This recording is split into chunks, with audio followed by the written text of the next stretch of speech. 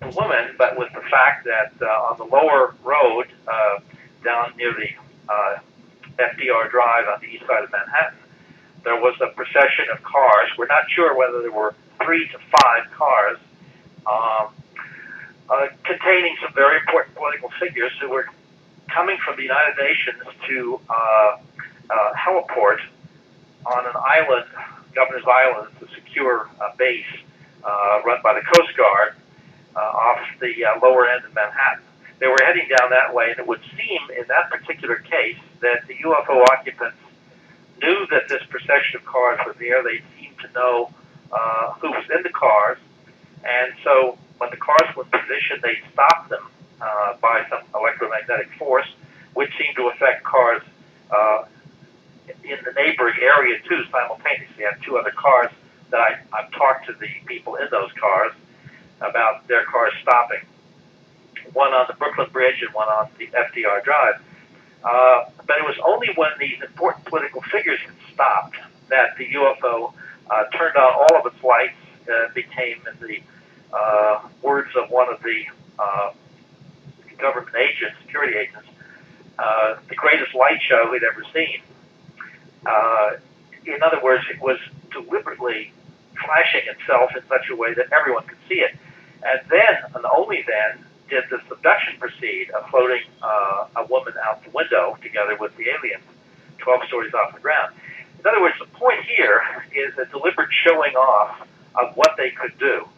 You know, we hear a lot about the talk about what if they land on the White House lawn, and this was, in a certain sense, as close as we've ever come to that. They demonstrated before a number of world leaders, very important world leaders, what they could do.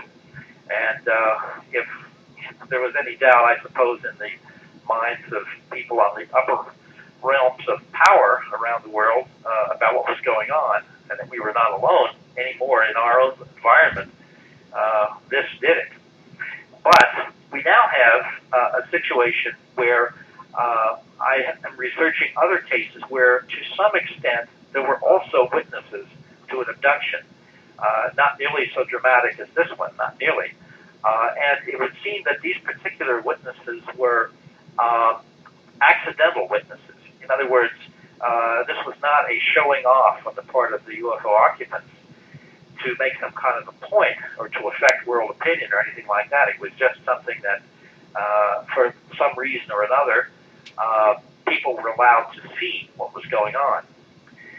Now, the first case happened in Queens, right inside the city limits of New York City. And this happened in 1994. These are both, incidentally, recent cases.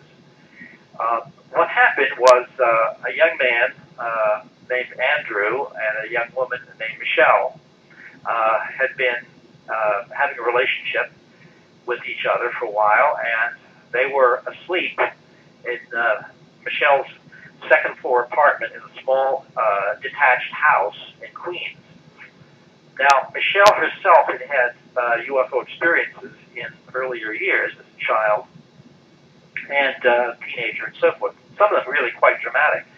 But her feelings were that none of this was going on anymore. It had stopped. That was her sense of it, which, of course, people would like to believe very often.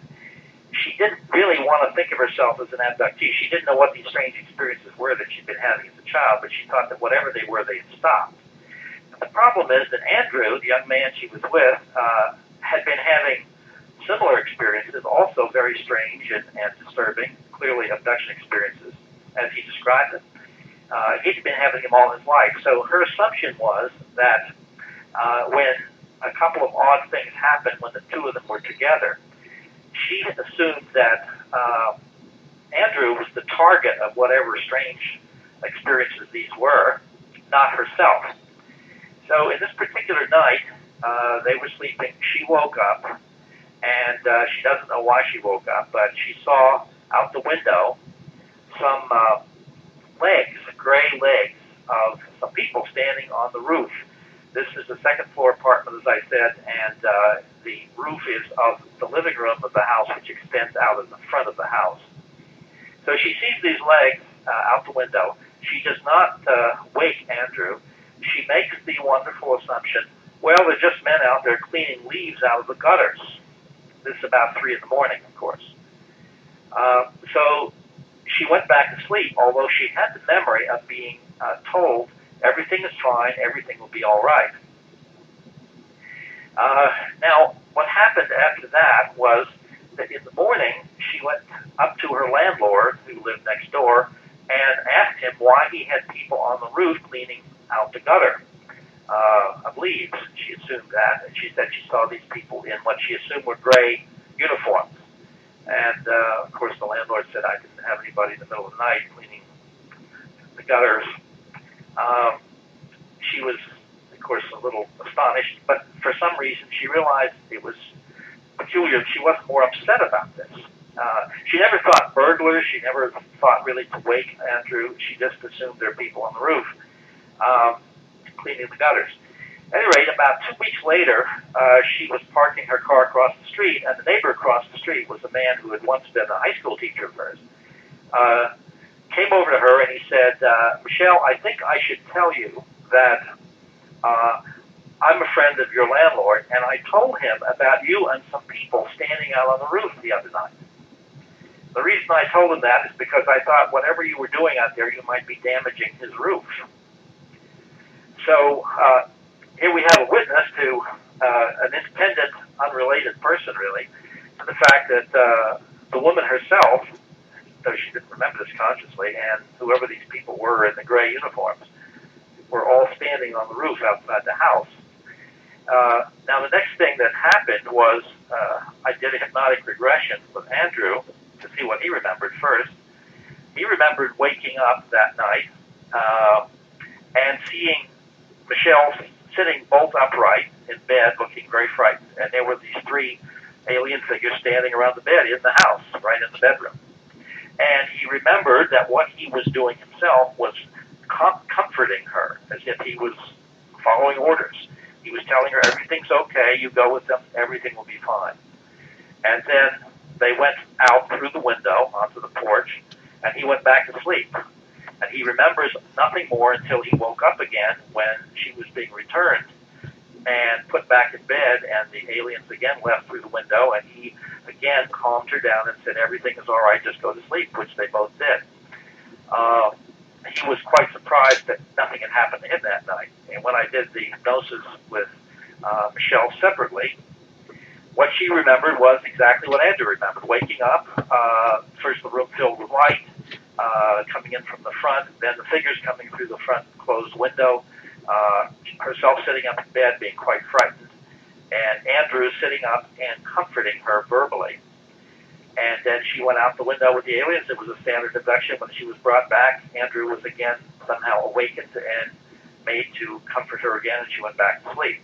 And this was to her extremely upsetting because she hadn't remembered any of this actually happening. And of course, I think in retrospect, she was aware that it was pretty peculiar that she wasn't more upset at the time that she's looking out the window in the middle of the night and seeing people standing on the roof right outside the glass of the window. But I have now to approach the witness from across the street, the independent witness, the retired science teacher who saw the woman and the alien standing on the roof. I have to do this carefully, and I have to figure out how to do it without letting him know I'm a UFO researcher, because it's highly possible that he will, if that were the case, then say, well, he doesn't know what he remembers, or maybe he was dreaming or something. I don't know what he might say. I have to do this in a very cautious way, and I'm working out a way of approaching him and by actually first talking to Michelle and seeing, finding out what I can, but about his temperament and so forth. That's potentially an extremely interesting and important case. Now, that's one case of a New York City, a second New York City, what one might call a witness abduction. At least parts of it are being the presence of the aliens and the abductee outside the building was witnessed. The other case that I've been looking into only a long distance by telephone, I'm going to be driving down at the end of this month. This is something that occurred in Scranton, Pennsylvania. And I was notified about this through just a man who had read, witnessed, and was interested in the subject. But this happened again in 1993 or 1994 on the 4th of July. And in a rural area outside Scranton, a family was having a small gathering to celebrate the 4th of July, and it was a nice warm night. People were out in the backyard, and other people were sitting in the kitchen playing cards. So we're roughly 11 people there. What happened first, and this was evidently around 11 at night, was a large oval, very brightly lit object came zooming into view from the distance, and it seemed to come over a house which was about a quarter of a mile away from the house where the party was going on, where the witnesses were. So they're seeing it a quarter of a mile or less. But at any rate, this object was oval. It zigzagged around and so forth, but it came down above the house, and it was very bright, and then it dropped down behind an area of trees, which more or less blocked it from view. The people in the backyard were yelling for the people playing cards in the kitchen to come out and see what they could see. Was that this is the strangest light, and everybody ran out. And of course, they were going through their usual theories. Is that some kind of a helicopter? What is that thing? Some kind of an airplane? Even though it was, to all of them, an oval, brightly lit object. The whole thing was lit. But the interesting thing is, as they watched it, and I should point out that the geography of the topography of the area, there was no way that they could get to the house themselves to walk towards it, because the yard that they were in went back into a kind of pasture, which then dropped down into a gully where there was a stream. And the house was on the other side of the gully, and it was actually, where the object had come down, it was actually accessible only through a different road. But at any rate, they stood in the backyard watching and wondering what was going to happen. Whereupon the door to the house opened, the house near the craft, the landed craft, and three people came walking out of the house, walking, according to one of the witnesses, very slowly and in single file. She said almost like they looked like zombies. And they walked into the shadowy area where the object had come down behind trees, and they couldn't see it anymore. They didn't know what was going on. They were all excited watching this. And then sometime later, and there's a disagreement as to how much time elapsed. That's why I'm going to go down there to interview everybody who was there and see if I can get some clear estimate of time. But at any rate, at some later time, and it might have been a half an hour, it might have been a little less, it might have been a little more. But at that point, they saw the same three people again walking single file, returning to the house, going right back inside. And as they went inside the house, all of a sudden the craft lifted up above the trees. It hovered over the craft, turned on a certain, something like a 45-degree angle, and then zoomed away, and they said it was the size of a star in no time. Well, they were extremely excited about this, and luckily, the host and hostess of this party had a teenage son, who I've interviewed recently by telephone. And this teenage son was not present at the party that night. He saw none of this, but he was interested in the subject of UFOs. So he came home 3 in the morning that night. He was out at some party. When he woke up in the morning, his mother told him about what they had seen, and he was, of course, extremely interested. And he knew the daughter of the couple who owned this house.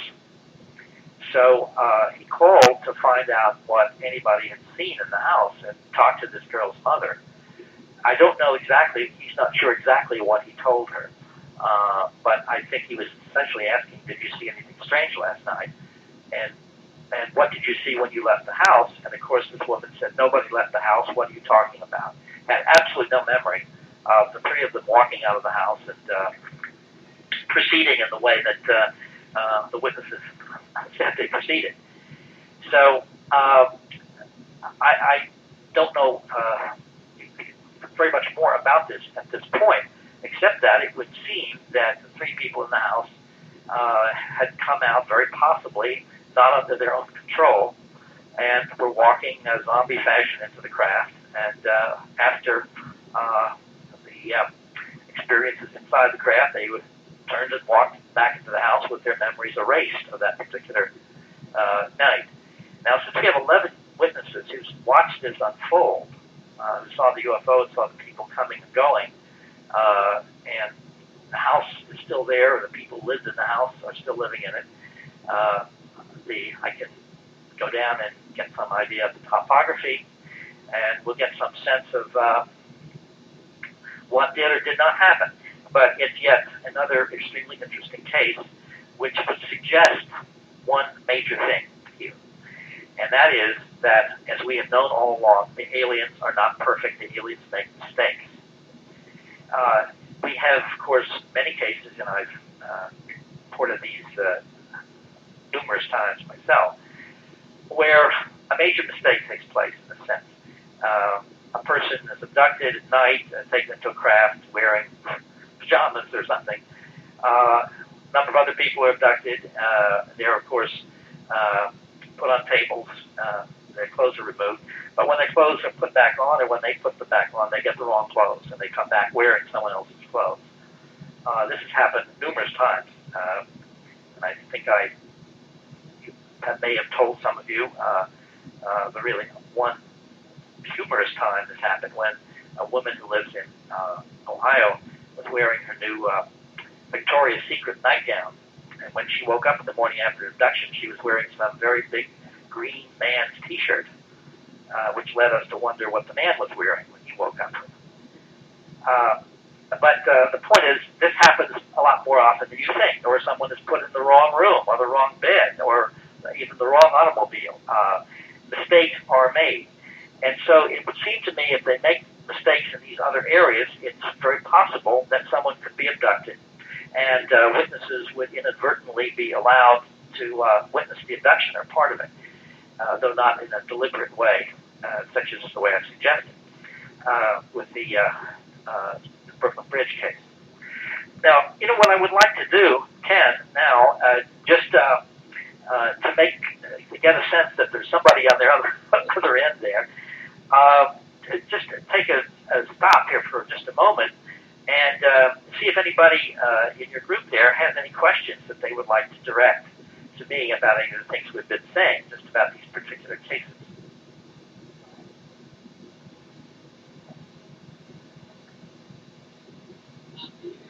I can barely hear you, yeah.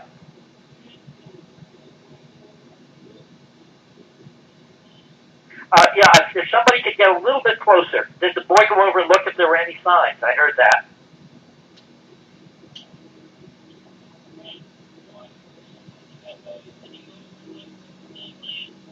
Yes, he did, and he told me, this is another interesting detail. He told me, first of all, that he did not see anything on the ground. Now, I don't know how thoroughly he searched around. I don't know how easily he was able to tell exactly where the thing would have been based on the landscape and his family's descriptions. But he didn't see anything unusual. But he said he had driven down that road the night before on his way home, which was evidently quite late, 3 in the morning or something. But that particular road the house was on was the way he got back from where he'd been departing.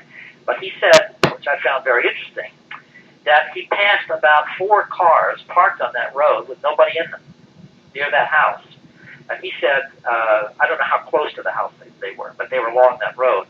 And he said he found that very unusual. He'd never seen cars parked there. There were no houses in the area where the cars were parked.